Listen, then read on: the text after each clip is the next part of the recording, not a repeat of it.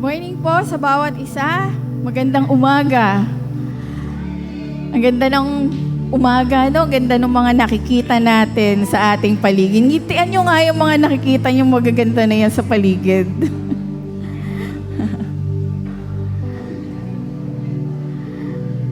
Ang sarap pong tumayo na nakikita mo lahat ng mga smile ng bawat isa na naririto. And sa umaga pong ito ay natutuwa po tayo dahil meron po tayong kasama. Kasama po natin si Sister Fiona Santos. Okay? And nakakatuwa rin kasi meron po tayong mga kapatid na matagal nating hindi nakita pero ngayon nakita natin. Meron tayong, hindi ko nga maintindihan bakit siguro mga the other week lang, merong galing sa UK na nakasama rin po natin dito somehow way back. And salamat din sa Panginoon kasi andito yung mga kapatid natin na nanggaling sa Amerika. Ayan, sila Brother Ovet, Sister Maribel. And yung pong pamangkin namin na galing naman sa Canada is nandito rin po ngayong umagang ito. So, it's a good thing na nagkikita-kita pa rin po tayo, no? Once in a while. So, pag po sinabing US, Canada, Japan, ano po yung lagi maaalala, papasok sa isip natin? Bukod sa maganda yung lugar, mayaman yung lugar, ano pa po yung madalas na bigla na lang papasok sa isip natin? Pasalubong? Pwede naman. Ano pa? Pera daw, pera. Totoo naman, di ba? Meron nga American dream, sabing ganun So, may matter pala yung currency. Di ba? Kapag sabi natin, lalo kung meron po tayong mga kamag-anak na nasa ibang bansa, syempre ang gusto natin, mataas yung palitan. Kapag bumababa, nako, sayang. Diba? So, meron po palang matter yung currency or yung pera natin.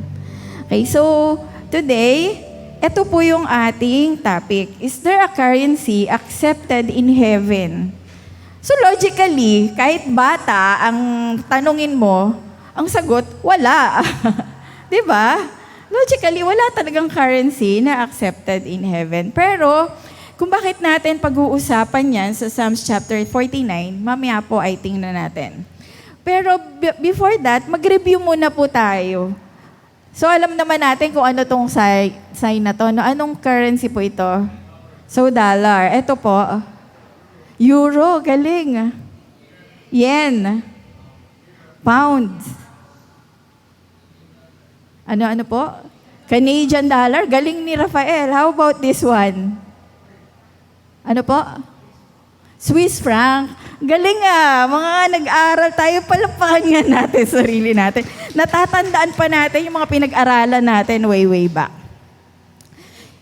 According to Bloomberg's Billionaires Index, kasi currency yung pinag-uusapan natin, ito raw po yung top 10 na mga mayayamang tao dito sa buong mundo sa kasalukuyan na to.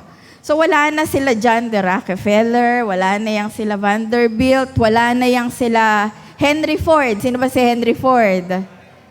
Siyempre, yung gumawa ng Ford na mga sasakyan, di ba? So mga bagong generation na po itong 10 na to. And ito raw pong first 8 ay pumapasok sa technology.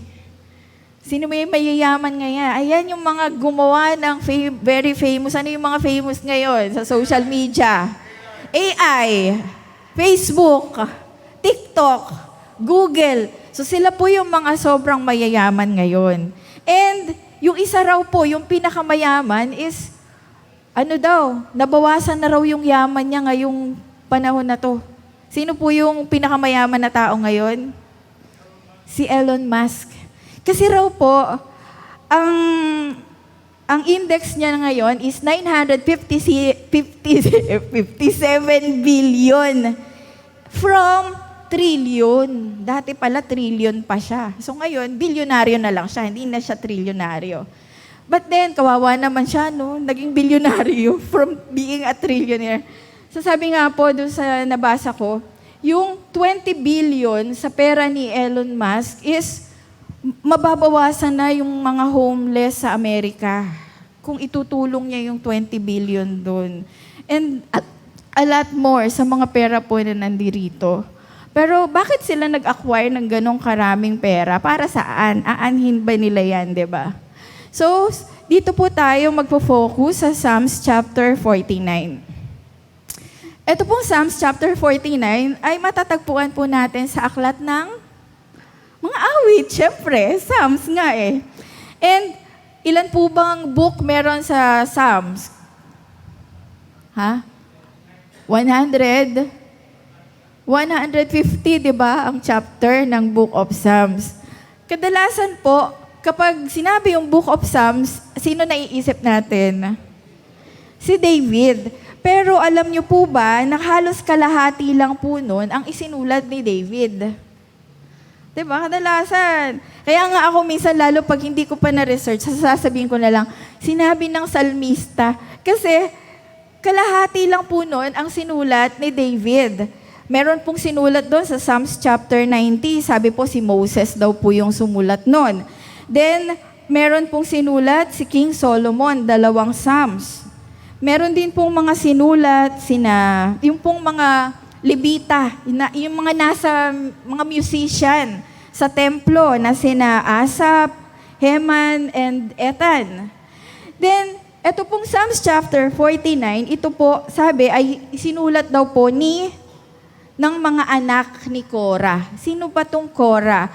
Si Korah po ay, Levita po sila. Ang kanila pong angkan ay mga Kohatita, mga Kohatites. So sila po ay mga nagsisilbi or naglilingkod sa templo as musician. Okay? So, Psalms chapter 49, hindi po ito sinulat or inawit ni David. Okay? So, maliwanag po. So, ang gumawa po nito ay ang mga anak po ni Korah. Then, another trivia from Book of Psalms. Kadalasan, pag sinabing Psalms, ang naiisip natin, mga hymns, di ba? Yung mga awitin natin, mga panalangin. Pero, this time, sa Psalms chapter 49, hindi po ito pagpupuri sa Diyos. Hindi po ito something na a hymn or prayer to God. Ito po ay tinatawag na wisdom psalms. So meron din palang ganon. Pag binasa po natin mamaya itong chapter 49, it's all about wisdom na matututuhan natin bilang mga tao. Okay? So, wisdom psalms, ito po yung mga wise sayings accompanied by music, mga wise wisdom, pero nilapatan ng musika. Okay? Kaya tinawag po siya ng mga wisdom psalms.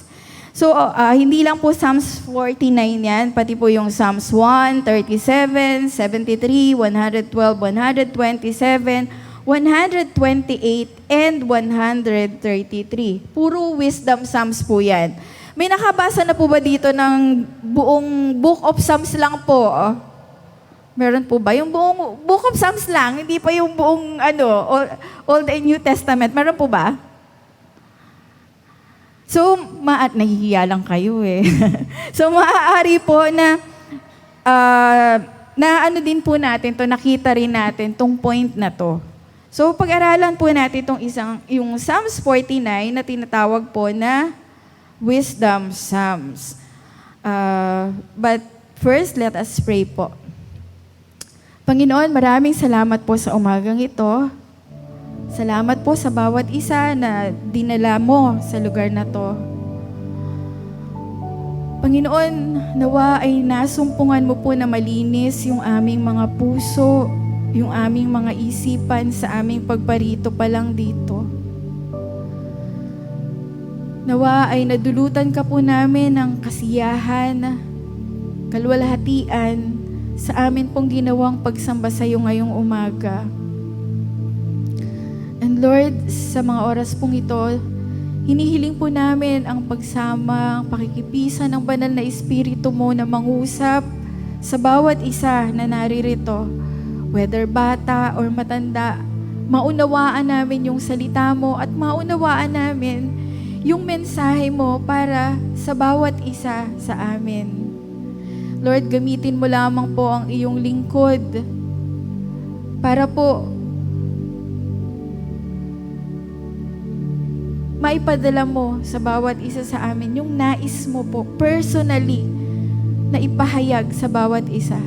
Salamat po sa iyo, dakilang Diyos. Ito po'y aming dalangin sa pangalan ng aming Panginoong Jesus. Amen. Amen. So basahin po natin yung verses 1 to 4.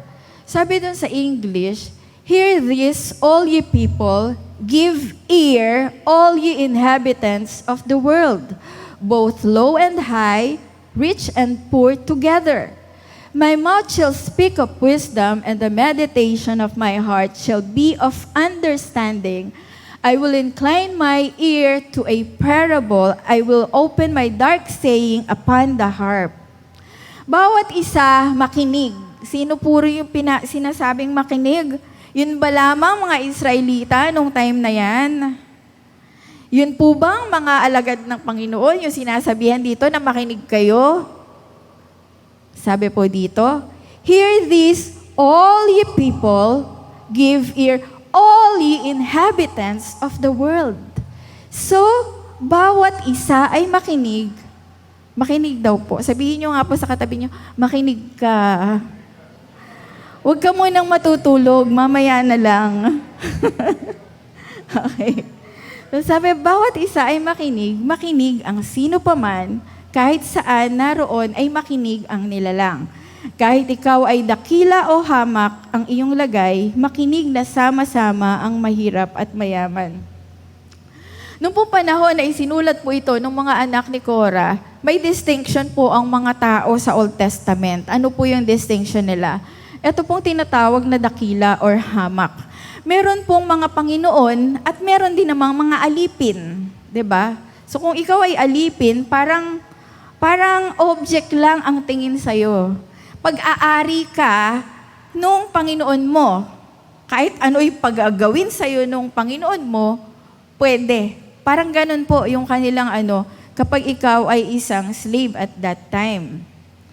Sa panahon naman po natin, ito po yung karaniwang distinction ng mga tao. Tama po ba? Mahirap o mayaman. Rich and poor. Ngayon po sa umagang ito, siguro meron po dito sa atin nagsasabi, mahirap lang naman kami. Dami kong ang problema, ang dami kong kailangan, ang dami kong hindi na ako makaahon. Ganyan. Or meron din naman po siguro magsasabi na, siguro naman nandun ako sa level na, meron daw pong lower class, merong lower middle class, meron pang upper middle class. Siguro naman nandun ako sa lower middle class. At meron din naman na yung mga high society na, di ba? Yung mga alta sosyedad na tinatawag. Pero sa umaga pong ito, yan pong sinasabi dito na kayamanan, kadalasan, yan po yung worldly treasures or worldly riches. Pag sinabing mayaman, ang agad pumapasok sa isip natin, maganda bahay niyan, may swimming pool yan, maraming sasakyan yan, maraming pera sa bangko yan, maraming alahas yan, mayaman yan, maraming mga negosyo yan. Yun yung pumapasok sa isip natin pag sinabing rich or mayaman dito sa mundong ito. Pero meron pong 4 na klase. Kasi baka sabi, wawa naman ako, talagang mahirap lang talaga ako. This morning, tingnan natin kung talaga nga ba pong mahirap tayo. Okay, there are 4 kinds of worldly riches. So hindi lang pala yung sinabi natin. Yung mga sinabi po nating bagay, pag tinignan po natin sa verse 3, ito po yung kayamanan na meron ka. You are rich in what you have. Meron kang bahay, meron kang sasakyan, meron kang ari-arian, meron kang negosyo. Diyan po yan. So, check na po ba? O wala pa rin? Hindi talaga ako mayaman. Wala ako doon sa mga sinabi mo. Nagungungupahan nga lang ako eh. Okay. Ano pa yung what you have? Fame. Sikat ka. Maaring meron ditong mga estudyante na dahil sa galing nila sa school, sikat sa eskwelahan. Meron bang ganun dito? Then, marahil meron din po dito mga trabahador na sa husay magtrabaho ay kilala din sa mga opisina na pinagtatrabahuhan. At alam din naman natin na isa sa anak ng ating kasama dito ay sikat din. Actually, kilala siya sa buong Pilipinas kung hindi man sa buong mundo, di ba po? Anak ni Sister Marlene. So, kung meron ka nung mga yon, yung fame, bay, check ka na agad. Mayaman ka, sikat ka pala eh. Then, ito pong isa. Tingnan po natin, i-assess natin yung katabi natin. Meron ka ba nito? Mayaman ka kaya nito? Tingnan nyo nga po yung katabi nyo. Maganda ba o gwapo ba yung katabi nyo? Mayaman ba sa kagwapuhan at kagandahan yung katabi ninyo? Oh, di ba? So, meron na tayo agad na check. Mayaman pala ako. Di ba? May check na agad tayo. Kung meron kang mga kapamilya na minamahal at nagmamahal sa'yo, nag-aaruga sa'yo, check. Meron ka niyan, pamilya mo. Mayaman ka niyan sa pamilya. At kung meron kang maraming kaibigan na laging dumadamay, sumusuporta, or tumutulong sa'yo, mayaman ka sa kaibigan. So, di ba po? Check. So, sa buhay po na to, huwag na po tayong mag-ipon ng mga kaaway. Kaibigan po ipunin natin. Di ba? Tama po ba? Amen. So, mayaman tayo. Mayaman pala tayo. Hindi man yung mga una, pero meron na pala tayong yaman na masasabi. Di ba? We are rich in what I have. Pangalawa, sa verse 5, rich in what you do. Ano ba yung nagagawa mo? Marahil, malakas yung katawan mo, wala kang sakit, nagagawa mong tumakbo, or marami kang nabubuhat. Uy, mayaman ka. Sabi nga nung isang nagmensahe dito before, kapag kinwantify natin yung bawat yung bahagi ng ating katawan, kasi nabibili, 'di ba? Nabibili yung puso, nabibili ang 'di ba, yung mga nasa loob ng katawan natin. Milyonaryo daw tayo or baka bilyonaryo pa tayo. 'Di ba? Kung meron tayo nitong lahat, yaman na po natin 'yan kasi hindi naman lahat nakakakita, hindi naman lahat nakakasalita, 'di ba? Hindi lahat meron ka ng katulad mo or ng katulad ko, 'di ba? So meron tayo niyan. And if you have the talent, ako po hindi ako marunong mag-drive, hindi ako marunong manahe. Siguro meron man, siguro pa konti-konti lang, 'di ba? Ano pa yung mga nagagawa ng mga special skills ng bawat isa sa atin? Kita ko si Brother Donato, gumagawa siya ng mga ventilador or whatever. Hindi ko kaya yun. Maaring hindi nyo rin kaya yun. Diba? Si Kuya Ernie, yung mga aircon natin, kapag kailangan linisin or gawin, ayan si Kuya Ernie, skill po niya yan, talent niya yan. Hindi lahat tayo merong ganyang talent. So, pwede mo po bang i-consider yun as yaman mo? Diba? If you have that talent, yung pong talino, hindi lang yung magaling kumanta. Given na yun eh. Yung magaling sa instrument or magaling na sumayaw. Talent din po yun, ipagpasalamat natin sa Panginoon. But there are talents na hindi mo makikita sa harapan, nasa likod lang, pero nagpapagamit sa Panginoon at nagagamit ng Panginoon at nagagamit natin sa pang-araw-araw na buhay. So yun po ay yung mga talent na ipinagkaloob ng Panginoon. Yaman po natin yan. 'Di ba? Kung meron ka nung mga ganun talent, yan po yung binigay sa atin siguro nung pinadala tayo ng Diyos dito sa lupa. O sige, Nelson, papagalingin kita mag-drive. Yan yung magiging mo para sa iyong ikabubuhay. Yung mga ganun, 'di ba? O Romel, papahusayin kita sa pananahi. Ganyan. Yan yung magiging palaguin mo yan. gagamitin mo yan para sa buhay mo. So those are talents, skills na yaman po natin yung, kasi hindi lahat meron ng talent na yan na meron tayo. Then, number 3, rich in what you know. Ano to? Maaaring marami po dito na mga wide reader. Meron po ba ditong wide reader? Mahilig magbasa. Kahit na lang binabasa. Ang dami niyang alam, ang dami niyang mga memorize na mga bagay-bagay. Kanina, yung mga currency, siguro mas marami pa yung memorize niya. Mataas ang IQ, intelligence quotient, di ba? So kung meron ka niyan, mayaman ka. Mayaman ka pala dahil napakarunong mo. So yung runong and talino is different, di ba? Pag sinabing matalino ka, marami kang talent. Pag sinabing marunong ka, it's IQ. Then, the number 4 is rich in what you are, kung sino ka. Ano ba yung magsasabi kung sino ka? So ito pong pangatlo ay IQ. Ito po naman yung tinatawag na EQ. Ano ba yung EQ? Hindi po yun yung yung ice cream. DQ po yun.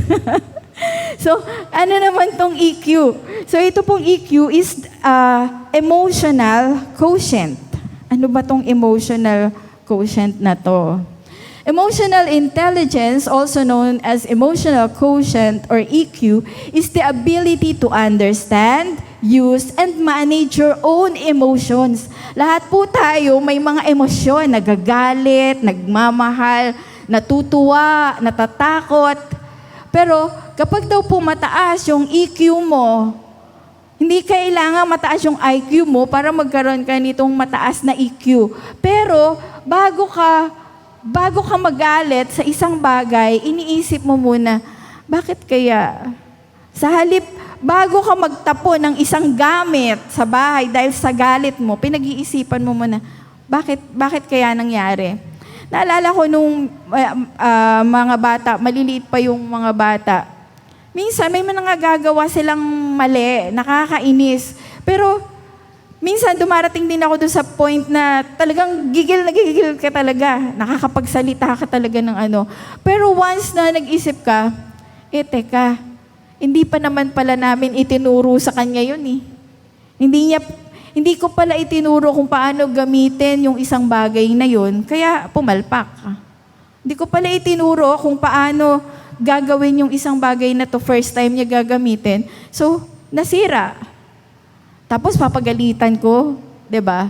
So, yan po yung isang bagay din na tinatalakay po namin dun sa Strong Family na dapat maintindihan po ng bawat isa sa atin, mga magulang. 'Di ba?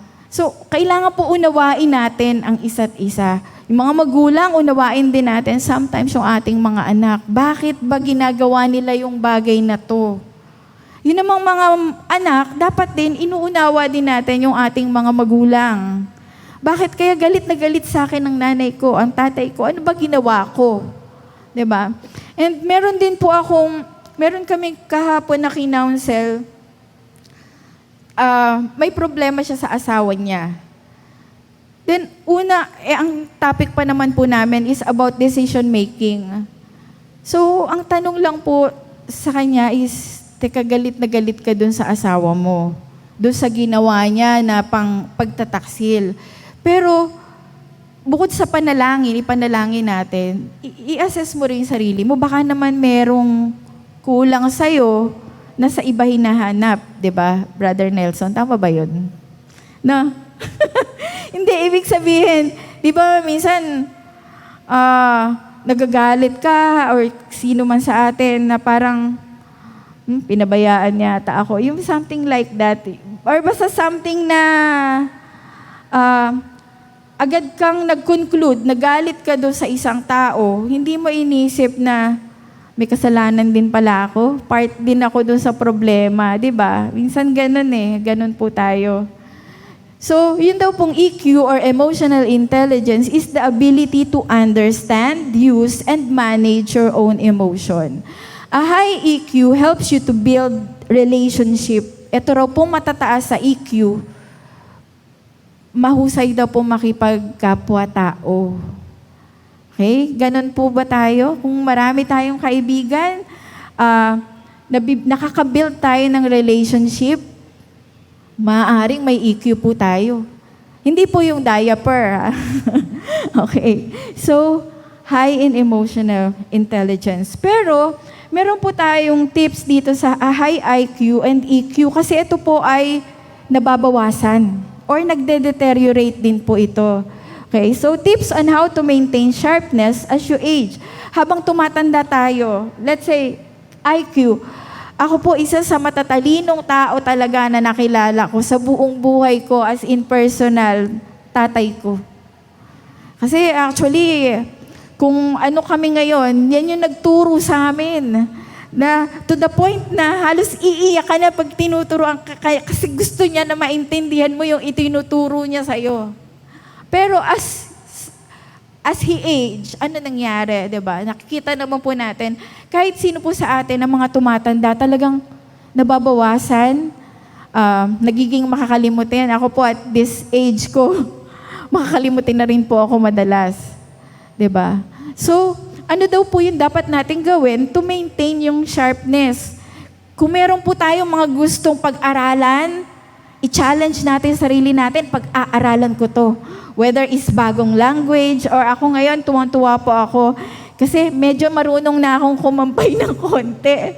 Nakakalangoy-langoy na ako before kasi ayoko ng mga swimming, ayoko ng mga resort, pool, ganyan. Kasi hindi ako marunong.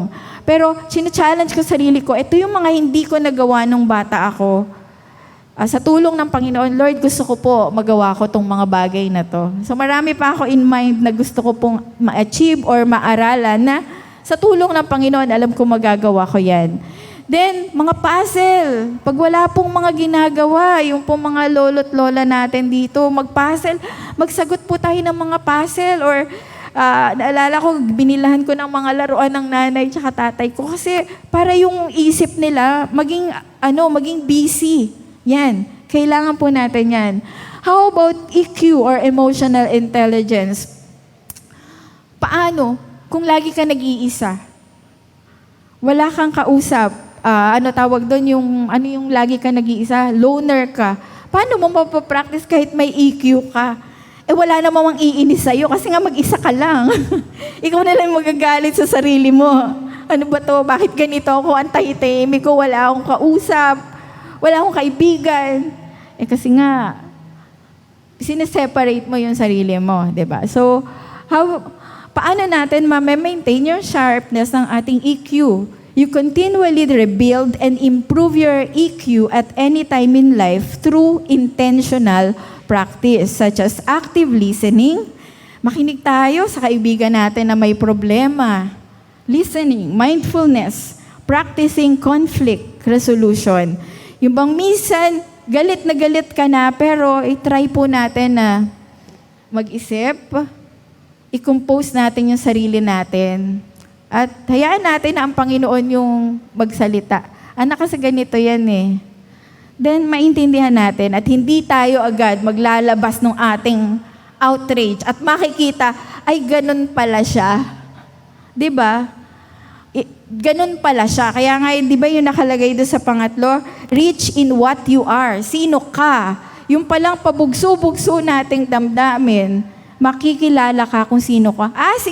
Si Maluyan na ganito. Si Bobo yan na ganito. Diba? Si Charlie yan na ganyan. Nagiging tatak na natin, 'di ba? Pero i-try po natin sa tulong ng Panginoon na ma-develop po itong ating emotional intelligence. So balik na po tayo sa Psalms chapter 49. Meron daw po dito na bugtong, 'di ba? Sabi natin, ito po ay wisdom psalms. So meron daw po ditong bugtong or riddle na tinatawag. Tiningnan ko po sa NIV, KJV, The Living Bible, and sa Tagalog. Sabi po sa verse 5, why should I fear when evil days come, when wicked deceivers surround me? Hindi ako natatakot sa panahon ng panganib, kahit nga naglipa na ang kaaway sa paligid. Sa ang Biblia po, bakit ako matatakot sa mga panahon ng kaguluhan kapag pinaliligiran ako ng mga umuusig sa akin ng kasamaan? Pero kapag nilaliman daw po natin, as we go along dun sa buong chapter po ng chapter 49, ito po ay tungkol sa kamatayan. Gaano tayo ka-confident sa ating buhay? Gaano tayo ka-confident na pagdating ng panahon sa kabilang buhay, anong mangyayari sa atin? 'Di ba? So, yan po ay isang bugtong na nais pong sagutin. Ito pong Psalms chapter 49. Okay, verses 5 to 9. Basahin po natin yung 5 to 9. Hindi ako natatakot sa panahon ng panganib, kahit pa nga naglipa na ang kaaway sa paligid. Mga taong naghahambog sa yaman ay nananalig. Dahilan sa yaman nila'y tumaas ang pag-iisip. Hindi kaya ng sino mang ang sarili ay matubos. Hindi kayang mabayar at tubusin sa kamay ng Diyos. Ang bayad sa kanyang buhay ay halagang sakdal taas. Gaano man ang halagang hawak niya'y hindi sapat. Upang siya ay mabuhay ng hindi na magwawakas at sa labi ng libingan ay hindi na mapasadlak. What money can't buy? Etong si Elon Musk, oo, nakuha niya yung trust ni Donald Trump. Binigyan siya ng office ni Donald Trump.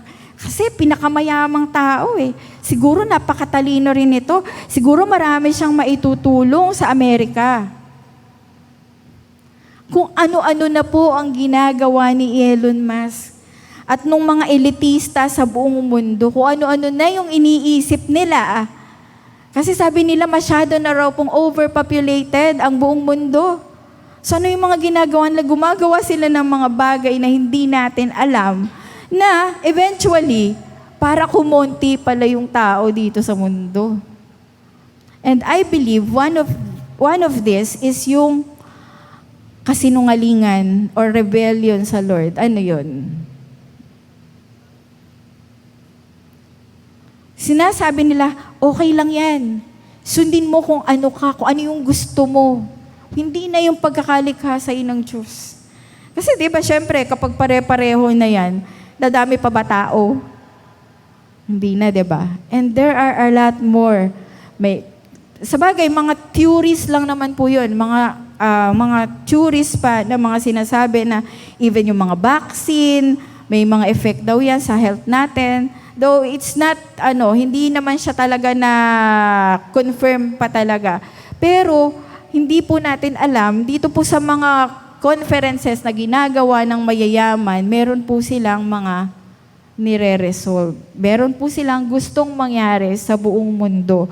Pero ang tanong, isa pa pala, karamihan sa mayayaman na yan, meron po nung mga, banker ba tawag doon? Yung mga, kahit daw magunaw ang mundo, kahit sobrang maging tag-init or sobrang lumubog daw yung buong mundo, feeling nila safe sila. Alam niyo po ba, di ba ang nakikita natin ng mga building is pataas ng pataas? Meron pong mayayaman na sa ilalim, meron po silang city na binibuild. Bakit? Kasi natatakot din sila eh. Di ba? Oo, marami silang pera, kaya nilang gawin yun. Ang feeling nila, magiging debt-free. Hindi sila kapag kahit na magkaroon ng gunaw daw ng mundo. Kaya gumagawa sila ng mga bagay na yon.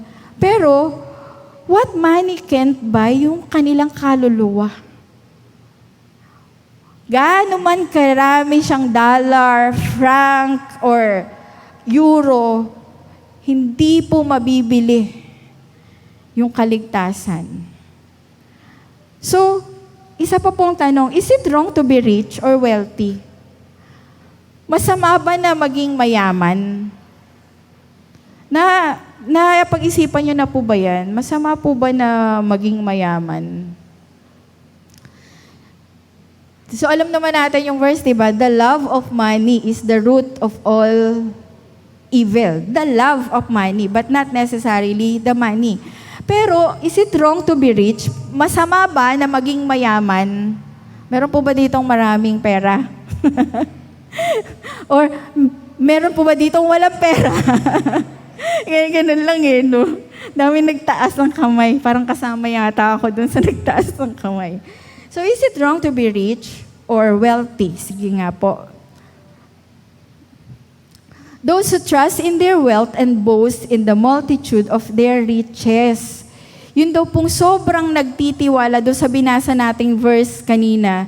Yung sobrang ipinagmamalaki, ipinagyayabang, yung kanyang pagtitiwala ay nandun na sa yaman niya. Just like si Elon Musk, di ba? Gumawa sila ng bunker na bahala kayo dyan, kahit na magkaroon ng super El Nino, meron na kaming city dito na pagtataguan. Bahala kayo dyan, kahit magkaroon ng lindol, basta safe na kami dito. Diba? Sobra yung trust nila sa kanilang kayamanan. Yun daw po yung mali. Those who trust in their wealth and boast in the multitude of their riches. When this psalm speaks of the rich, this is what it means. It isn't merely the possession of material things. So nakita natin, hindi lang yung mga bagay na yun, yung nagpayaman sa tao, di ba? So, dun po sa 4 na pinag-usapan natin kanina, meron po ba dito magsasabi na mayaman ako? Meron po ba? O wala pa rin? Wala bang yaman na binigay sa atin ng Diyos sa 4 na definition na binigay natin? Diba? Meron. So mayaman tayo. Binigyan tayo ng Diyos ng mga bagay na yan. It is to trust in that wealth. Ito pong sinasabi dito yung wealth, yung unang-una. Ito po yung mga pansamantalang yaman lang na meron ang mga tao dito sa mundo. It is to trust in that wealth and to boast in their riches. The problem is not our wealth, but to trust and to boast. Idolatry daw po yan. Matatandaan niyo po, sa Bible, meron po bang mga mayayaman na tao na binanggit ng Panginoon?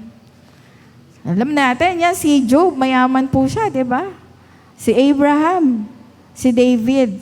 Pero, paano sila minold ba sila nung yaman nila? O yung yaman nila ay ginamit nila for the glory of God? Kung matatandaan po natin, si Haring David, wala siyang ipinapangarap kundi mag-build ng templo para sa Panginoon. Amen po. At ang pangarap ni Haring David ay ginto, pilak yung makikita doon sa loob ng templo.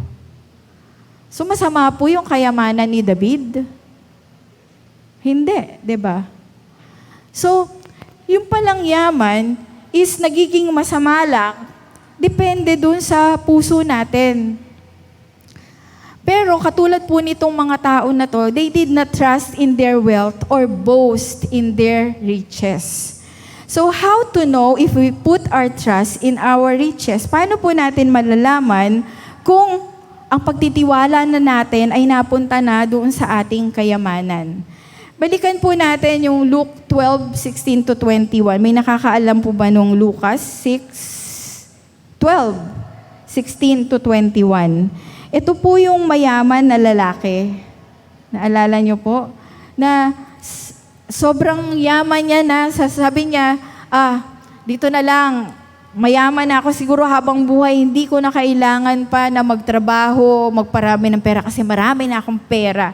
Iinom na lang ako, kakain, magpapakasaya na lang ako. Pero ano sabi ng Panginoon doon sa kanya, hangal.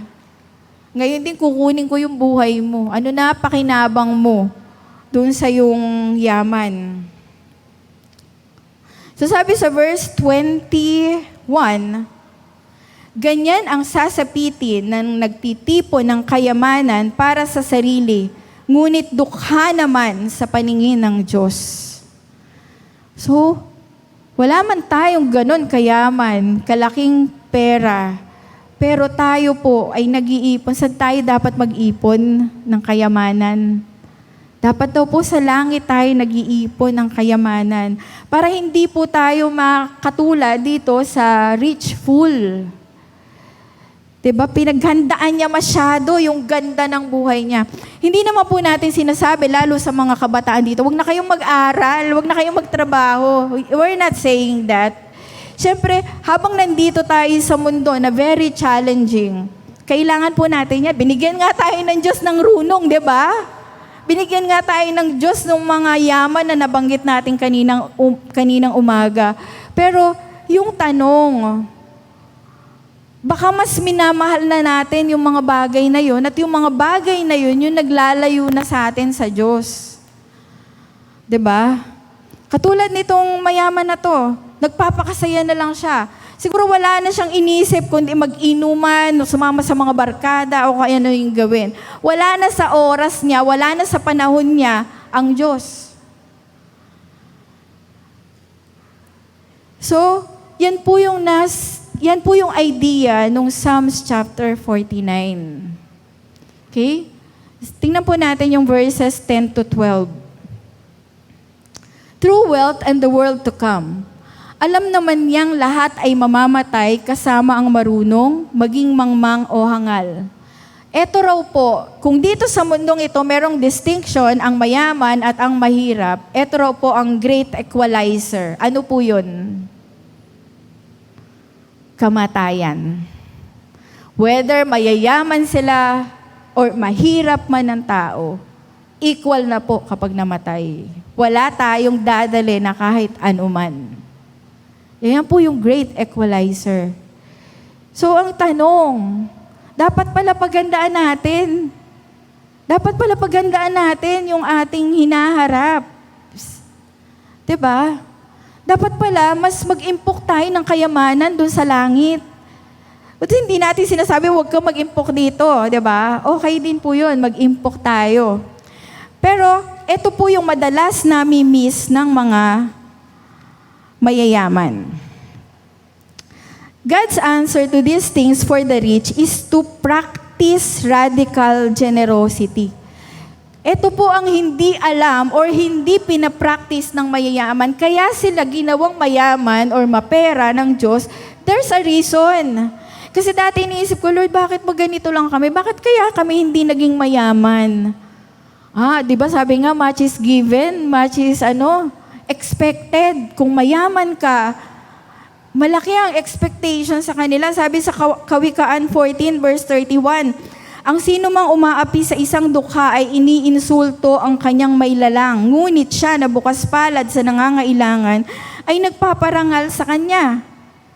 So sinabi po dito yung dukha at sinabi rin dito yung mayaman. Kawikaan 19 verse 17, ang sino mang bukas palad sa dukha ay nagpapautang sa Panginoon at babayaran niya siya sa kanyang gawa. And maaralan niyo po yung Ruth. Si Ruth, 'di ba? Naging para siyang tawag dito? Yung sumusunod sa magsasaka, namumulot. Ano sabi ni Boaz nung namumulot siya? Sabi doon sa mga magsasaka, mag-iiwan kayo para doon sa mga namumulot. Huwag niyong kukunin lahat. Para yung mga mahihirap, may makukuha rin sila. Yun po pala yung prinsipyo ng Diyos. Kaya merong mayaman at merong mahirap. At hindi po unfair ang Diyos. Ang tao lang po talaga yung nagiging unfair, nagiging gahaman. Doon sila mananahan sa libingan kailanpaman kahit sila'y may lupaing pag-aari nilang tunay. Gaano man kalaki yung mga lupain dito sa mundo. Pero ano sabi? Mananahan sa libingan, magpakailanman. Doon sa libingan na walang hanggan. Diba? Maging sikat man ang tao, hindi maiwasan, katulad din noong hayop, tiyak siyang mamamatay. The great equalizer. Verses 13 to 15. Basta ninyo yung taong nagtiwala sa sarili at sa kanyang kayamanan ay nang hawak na mabuti. Kaya pag may sinabi raw pong sela, ano ba tong sela na to? Parang kumbaga sa awit daw po ito is pause.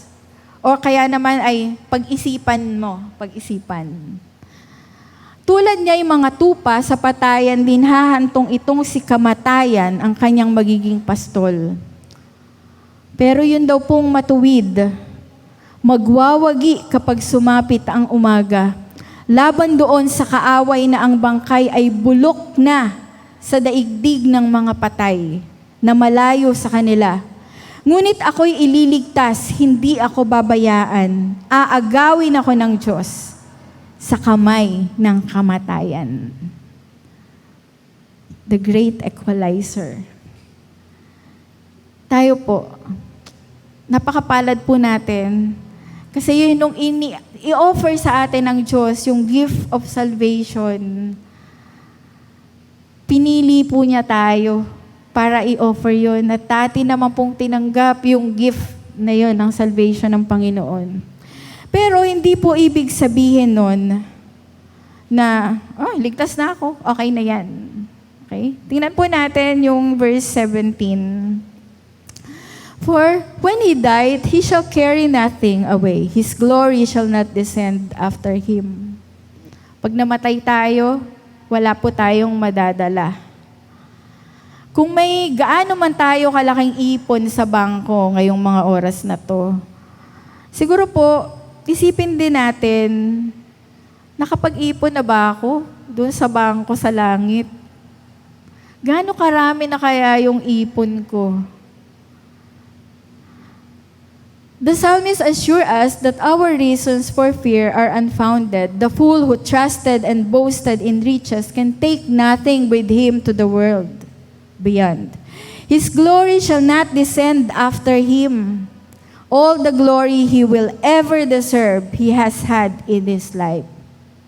Ano man po meron tayo dito sa mundong ito, hindi natin madadala sa langit. We're not saying na wag na tayong magtrabaho, wag na tayong magpayaman. Pero nakita na po natin the reason why may mayaman, mayroong mahirap. Kapag tayo po, lalo yung mga kabataan nandito, dumating tayo dun sa point na marami tayong pera. Uy, may reason yan kung bakit. Kung bakit ka binigyan ng Lord ng ganyan. 'Di ba? And especially sa atin pong lahat na nandito. Ngayon, ang tanong naman is, paano ba tayo mag-iipon ng kayamanan sa langit? Bata pa ako, tsaka na lang ako mag-iipon. Ganun po ba? Di ba parang mas maganda, parang sa ano po yan parang sa mga, ano tawag dito? Insurance. Sabing ganun, habang bata ka, mas malaki pa yung makukuha mo insurance Parang ganun. Ibig sabihin, habang bata po tayo, mag-ipon na tayo ng kayamanan sa langit, di ba? Maglingkod tayo sa Panginoon. Then, whatever yung mga kayamanan na ipinagkaloob sa atin ng Panginoon, gamitin natin for His glory. Amen po ba?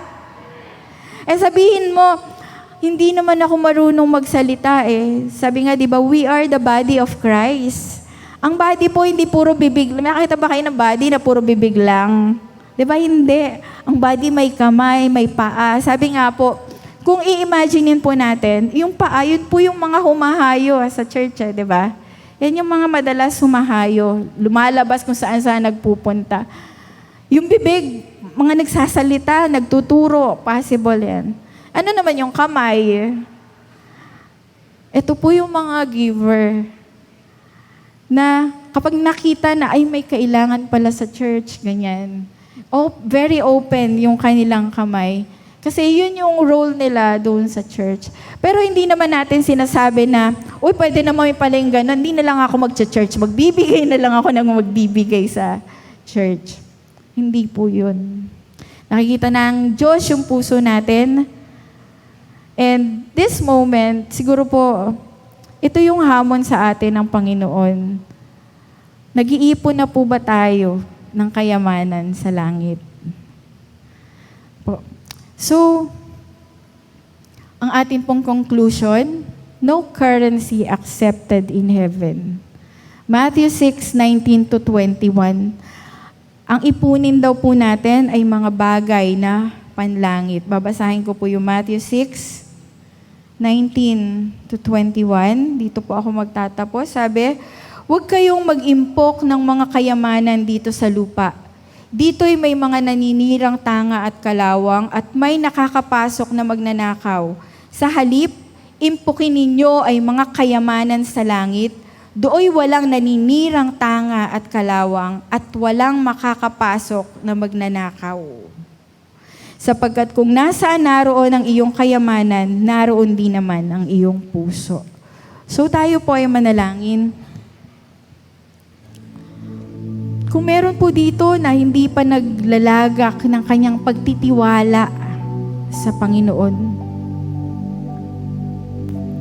Hindi mo pa isinusuko yung buhay mo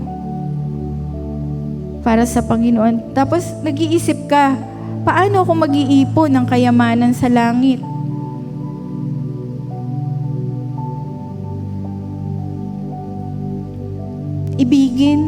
Ibigay po natin yung buhay natin sa Panginoon. Ipagamit po natin sa Kanya yung mga talento na to na pinagkaloob niya sa atin.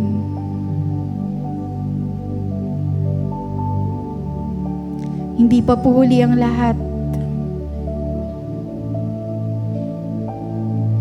Huwag po natin bigyan ng mas importansya ito pong mga material things na masisira, maiiwan din natin pagdating ng panahon. Kundi pag-isipan, isapamuhay po natin yung mga bagay na magdudulot ng kaluwalhatian sa Panginoon, na para bang nag-iipon tayo ng mga kayamanan sa langit at nagbibigay sa Kanya ng kapurihan at kaluwalhatian. Father God, thank you for reminding us na gaano man kalaki yung i-acquire namin na yaman dito sa mundo, maging sikat man kami dito sa mundo, ano man yung mga bagay na magkaroon kami dito sa mundo na to, pero hiwalay sa'yo, wala rin pong halaga. Panginoon, kausapin mo po ang bawat isa sa amin naririto.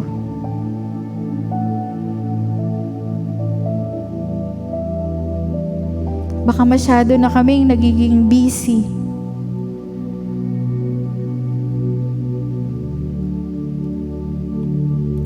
Para sa mga bagay dito sa mundong ito at nakakalimutan ka na namin kadalasan. Patawarin mo kami, Panginoon. Lord, turuan mo kami na mamuhay ng naaayon sa iyong kalooban. Turuan mo kami, Panginoon, kung paano kami makakapag-ipon ng mga bagay na panlangit. Mga bagay na magdudulot sa iyo ng kasiyahan, kaluwalhatian, maitataas ka sa aming mga buhay, makatutulong sa ibang mga nangangailangan, at patuloy mong gagamitin habang kami po ay naririto sa mundo. Salamat po sa iyo, Panginoon.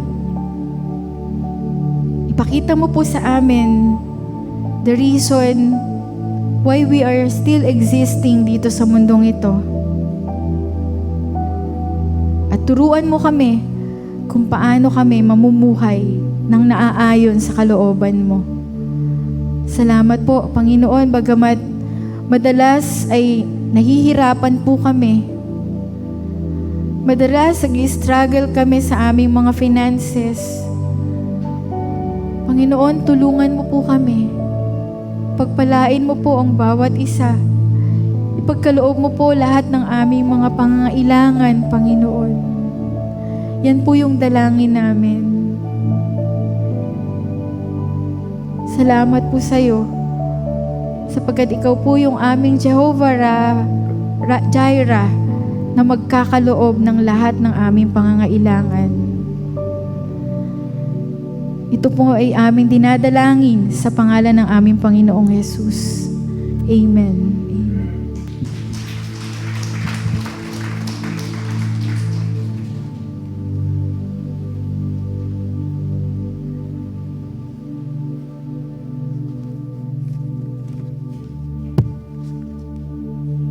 Hello.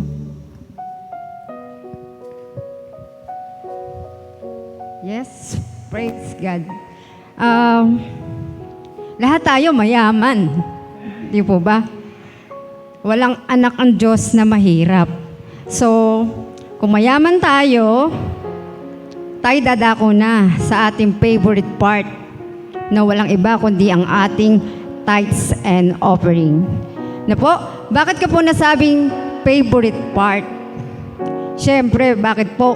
Sino po ba ibibigyan natin dito? Hindi po ba ang Lord? Hindi po ang tao. Kaya tandaan nyo po, kaya sinabi ko pong favorite part, dito po natin ma-experience yung sumunod. Bakit po tayo susunod? Bakit tayo magbibigay? Kasi gusto natin sumunod. Kanino? Siyempre sa Lord. At dito din natin ma-experience yung sacrifice. Hindi lang tayo nagtatrabaho para i-sacrifice natin yung sarili natin sa pamilya natin. Para rin sa Lord.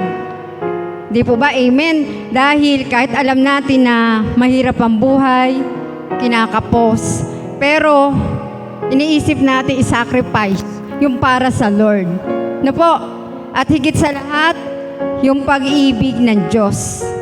Bakit? Kasi po, kahit hindi tayo magbigay, alam ng Lord na kaya tayo nandito, meron tayong pusong mahal natin ang Diyos. Gusto natin siyang sambahin. Na po, dahil reminder din sa atin na lahat ng lakas natin galing sa Lord. Bakit tayo mayroong magandang trabaho? Bakit tayo may magandang kita? Bakit tayo may magandang posisyon? Ito'y ma-remind sa atin na ito'y galing lahat sa Lord. Tandaan po natin yan.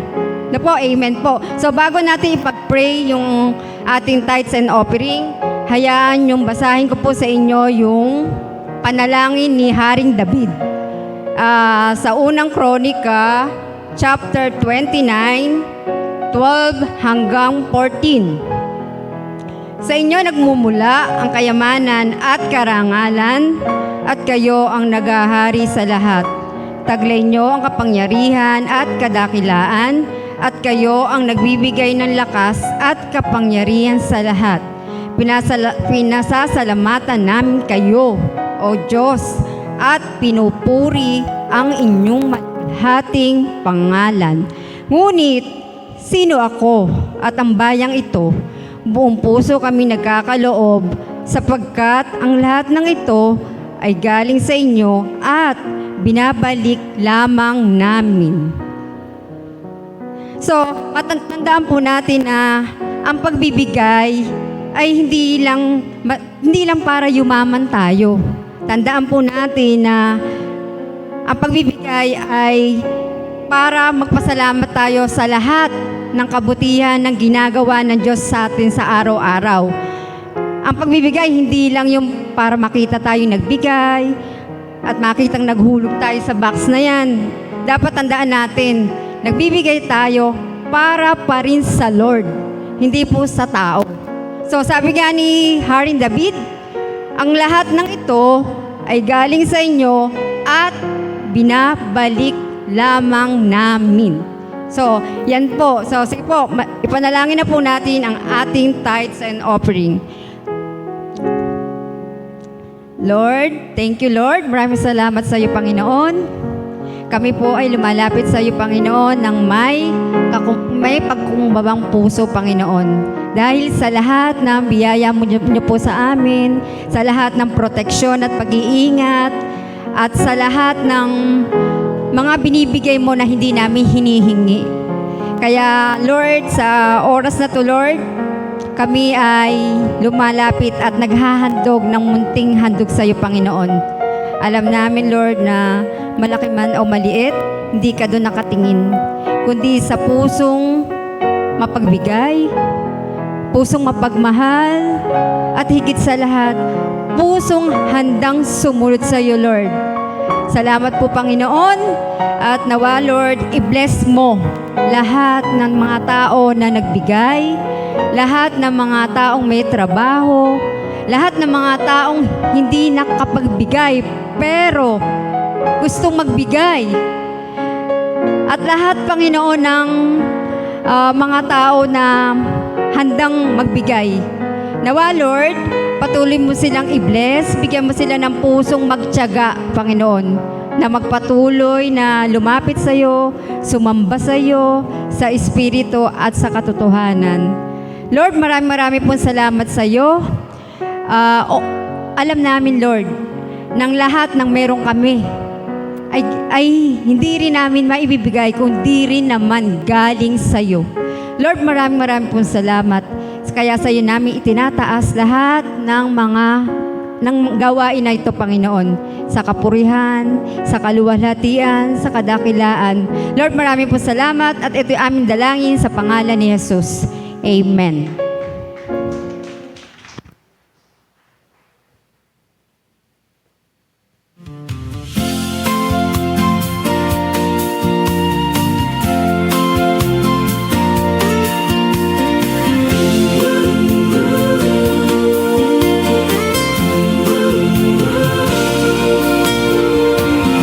Pupurihin kita, Hosanna, Hallelujah. Buong maghapon ay anong ligaya sa tuwing inaawitan kita. At ihahayag ko dakilang pagmamahal mo, ipagsisigawan sa buong mundo, luwalhati sa pangalan mo. Pupurihin ka sa awit ko, di mapipigil ang puso kong ito, di magsasawang magpuri sa iyo, sasayaw sa galak ng... Amen. So, meron ba tayong mga wala tayong announcement. Okay, so para po sa Wednesday, ang atin pong host ay ang atin pong mga adult. So, sino po yung magpapaawit? Wag na po tayo at yung pong mag-exhort. Then, Pastor Arn, meron po ba tayong... Okay. So, meron daw po tayong teaching after the service. Sige po, tayo po ay tumayo na. Tayo po ay manalangin. Praise you, dear Lord. Hallelujah. Salamat, Lord. Gaano man ka po kapayak yung buhay na ipinagkaloob mo sa amin dito sa lupa. Pero pinasasalamatan ka namin sa maliliit na mga bagay na ipinagkaloob mo sa amin na hindi man namin napapansin, pero ito kayong mga mumunting yaman na ipinagkaloob mo sa bawat isa sa amin. Madalas lang naiinggit or nagsiselos kami doon sa mga sobrang mga yaman sa mundong ito. Pero Lord, salamat po for the realization na kasi hindi kami taga-mundo, hindi kami taga-rito. Subalit kami po ay tagapagmana mo at ang mamanahin namin ay buhay na walang hanggan na kasama ka sa iyong kalangitan. Lord, help us realize kung gaano kami kapalad. Kung gaano, hindi kami swerte, Lord. Mapalad kaming lahat dahil kami ay minahal mo. Kami ay tinubos mo. Kami ay isasama mo sa iyong kaharian. At bibigyan ng buhay na walang hanggan. Dalangin lang namin, Panginoon, yun pong guidance mo. Kung paano po namin maipamumuhay ito pong mga taon na ipinagkaloob mo pa po sa amin. Kung paano namin ikaw mapaglilingkuran. Kung paano ka namin uunahin sa aming mga buhay. Tulungan mo po kami, Panginoon. I-guide mo po kami. Kasi marami pong temptation sa mundong ito. Marami pong mga bagay na makakapagpalayo sa amin sa iyo. Subalit, Lord, salamat sa pag-ibig mo na muli at muli hinihila mo kami pabalik sa iyong presensya, sa iyong iglesia, Panginoon, at sa iyong yakap at piling. Salamat po, Panginoon, sa pangungusap mo sa amin sa pamamagitan ng iyong salita. Purihin ka, dakilang Diyos. Pwede po ba nating itaas yung ating mga kamay? Sa mga hinirang ng Diyos upang maging Kanya sa pamamagitan ng pakikipag-isa kay Kristo Jesus, kasama ng mga hinirang sa lahat ng dako na tumatawag sa pangalan ng Panginoong Hesukristo, ang Panginoon nating lahat. Sumainyo nawa ang pagpapala at kapayapaan mula sa Diyos na ating Ama at sa ating Panginoong Hesukristo. Amen. Amen.